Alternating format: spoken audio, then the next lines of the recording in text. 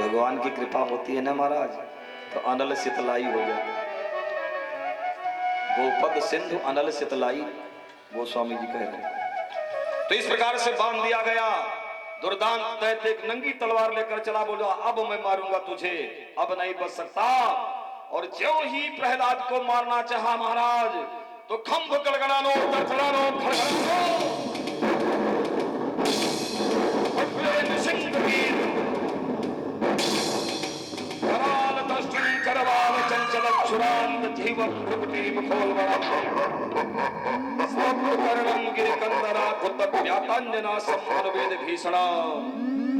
बोलिए नृसिंह भगवान की जय।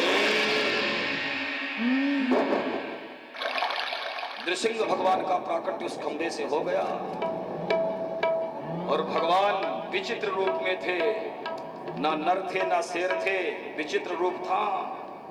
उठा लिया उस दुर्दांत दैत्य को अपने हाथ में, प्रहलाद जी को मुक्त कर दिया और ले जाकर के उस दुर्दांत दैत्य हिरण्यकशिपु की टहनी पर बैठ गए, गोद में ले लिया।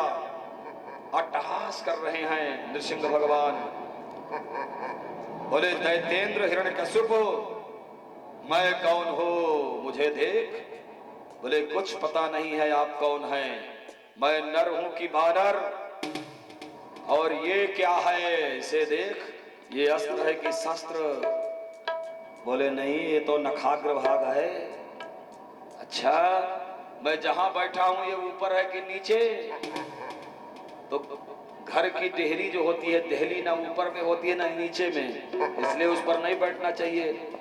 पुरानी माताएं इसको मानती थी, वो आजकल वाली तो सर खड़ी रहती है चप्पल पहने, पता ही नहीं है कुछ। तो इस प्रकार से देख मैं कहाँ हूँ। बोले देहली पर बैठे हो, ऊपर है कि नीचे। बोले ना ऊपर है ना नीचे। ये महीना कौन सा है। तो भगवान ने उसी समय पुरुषोत्तम मास बनाया था दैत्येंद्र का उद्धार करने के लिए। बोले महाराज ये पुरुषोत्तम मास है और इसको देख ले एक बार। बोल अब क्या करूं, मार दिया जाए कि छोड़ दिया जाए। हिरण्यकशिपु ने कहा प्रभु अब क्यों छोड़ दिया जाए, अब तो उद्धार कर दिया जाए मेरा। भगवान ने अट्टहास किया, अपने नखाग्र भागों को उसके उदर में डालकर और उदर को विदीर्ण कर दिया महाराज। इस प्रकार से दुर्दांत दैत्य का अंत हो गया। बोलो नृसिंह भगवान की जय। देवता लोग गगनांचल से पारिजात सुमनों का वर्षण करने लगे और चारों तरफ गुंदुरियां बजने लगी। मंगल सूचक वाद्य बजने लगे। भगवान ने हिरण्यकशिपु की अंतावरियों को निकाल करके, आंतों को निकाल करके माले की तरह धारण कर लिया। महाराज भगवान का क्रोध नहीं शांत हो रहा है। विविध प्रकार के देवगण आए, ब्रह्मादिक देवगण आए, भगवान का स्तमन किया। स्वयं लक्ष्मी मैया आई, सोने की थाली में आरती सजा करके भगवान की आरती गाई। लेकिन श्री हरि का क्रोध शांत नहीं हो रहा है। ब्रह्मा जी ने कहा बालक अब तुम अपने प्रभु की स्तुति स्वयं करो और इनको बनाओ। इस प्रकार से प्रहलाद जी ने भगवान का स्तवन किया। भगवान ने कहा मेरे लाल तुझको भय नहीं लग रहा है मुझे देख करके।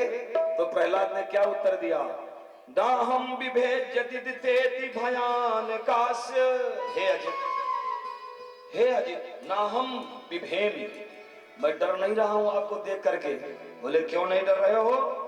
बोले इसलिए नहीं डर रहा हूं कि मैं आपका बेटा हूं। अरे शेर का लाल कभी शेर को देखकर डरता है क्या। जंगली जानवर शेर को देखकर भाग जाते हैं तो शेर का बच्चा उसके ऊपर खेलता रहता है। प्रभु मैं आपका सच्चा लाल हूं, ना हम विभेमी। हे अजित ना हम विभेमी, मैं डरता नहीं हूं।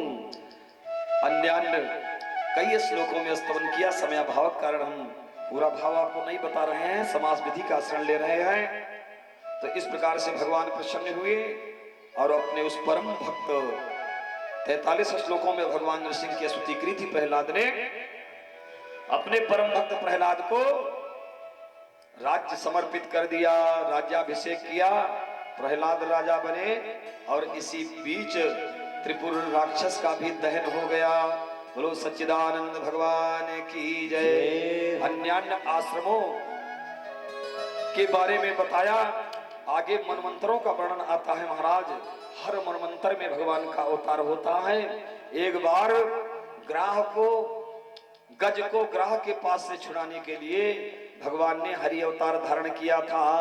आसीद गिरिवरो राजस त्रिकूट इति विश्रुतः क्षीरो देनावृतः श्रीमान योजनायुत मुच्छ्रितः। आहा, राजन, क्षीर सागर में एक त्रिकूट नाम का पर्वत है और वहां 3 पहाड़ हैं, एक सोने का है, एक चांदी का, एक लोहे का। और उसी पहाड़ के नीचे एक दिव्य सरोवर है। बहुत बड़ा विज्ञान है महाराज इस कथा में। लोग सुनाते चले जाते हैं लेकिन हमारे जीवन का ही विज्ञान है। उस पर्वत की तलहटी में एक सरोवर है। उस सरोवर में एक ग्राह रहता है। ग्राह समझ रहे हो ना? ग्राह माने, ग्राह मीन्स मगरमच्छ, क्रोकोडाइल, मगरमच्छ।